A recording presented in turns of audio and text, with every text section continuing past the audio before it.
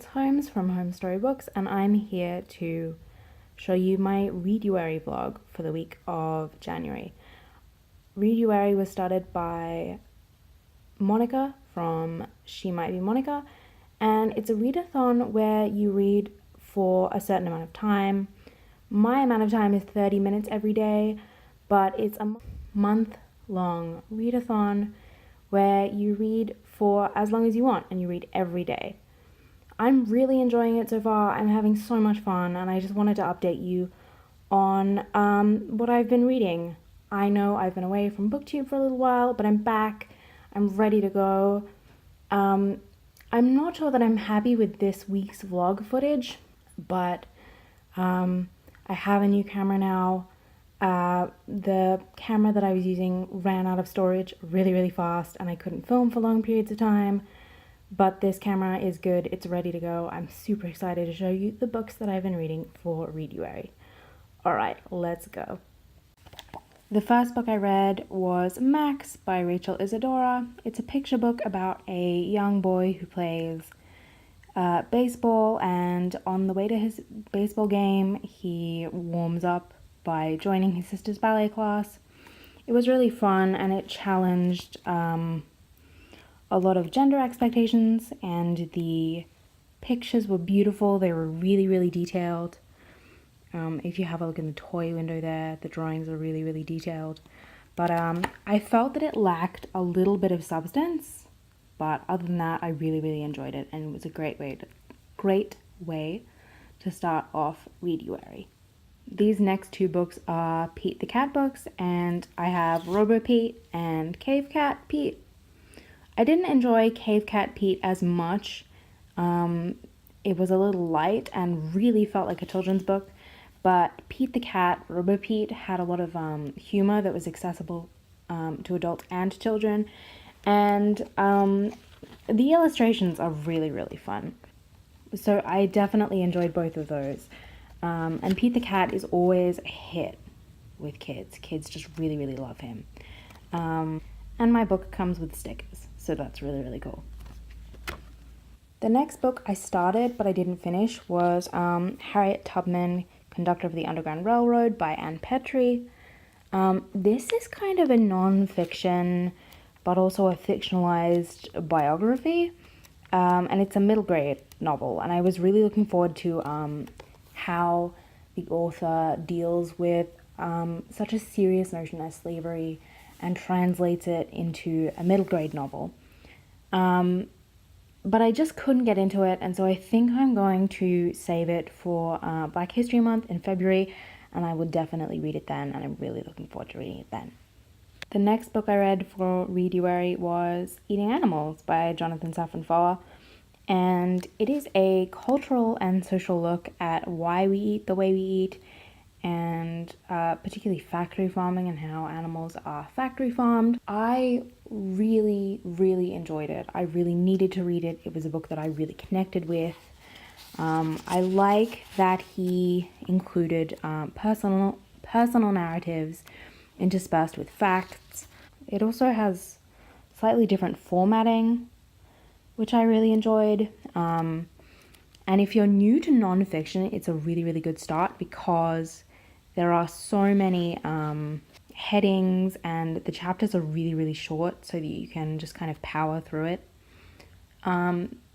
Some of the parts of the book are upsetting, but overall it's just really important and really readable.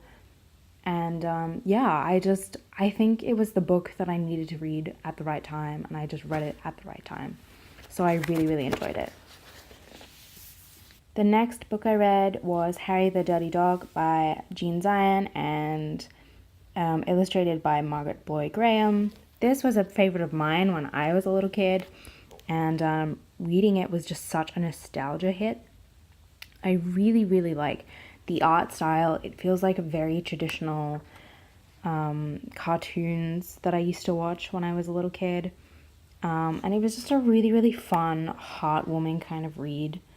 When I was a little girl, I loved books about people or animals or children that did things they weren't supposed to do, and Harry the Dirty Dog is one of those books, and it has a really special place in my heart. The next book I read was Goodnight Punpun by Inio Asano, and it's a manga actually, and it's about a young character called Punpun. He's a middle school kid going through life, trying to get a young girl to like him, and I just found it like Studio Ghibli, but not as sweet. But it was really sentimental. It has this kind of unsettling, almost creepy kind of undertone that I really like in a lot of Japanese fiction. And originally I thought this book is weird. It's just weird. And then I got used to it and I was like, you know what? This is Goodnight Punpun. This is Punpun. And I love how the artist draws Punpun, how they managed to get Punpun to emote when he is such a featureless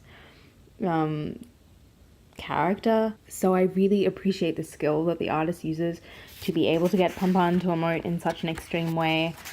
Punpun really reminds me of Rice Boy by Evan Dam, if you've ever read that, where Rice Boy is literally a grain of rice and looks pretty similar to this.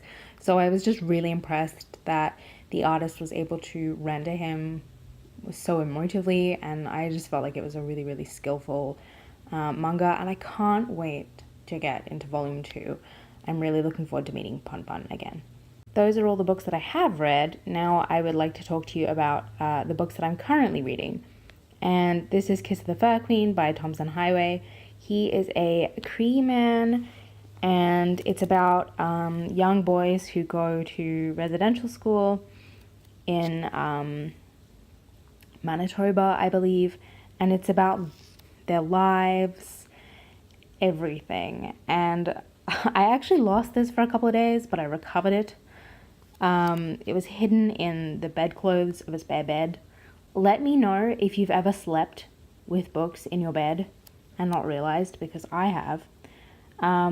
But I'm really enjoying it so far. It's really magical, and just the writing is really lyrical and beautiful, and I'm just really looking forward to sinking my teeth into this in the wintertime, because this story features the Fur Queen, the trickster, Wesaki Jack, from a lot of Cree and First Nations legends. Wesaki Jack is a trickster figure, and he's he, she, they, Wesaki Jack is typically genderless, is a pivotal character in the story, but typically the story of Wesaki Jack is only told around the wintertime, because that's traditionally when it's told, and that's when it's safe to tell it. So I'm really looking forward to sinking my teeth into this in the wintertime.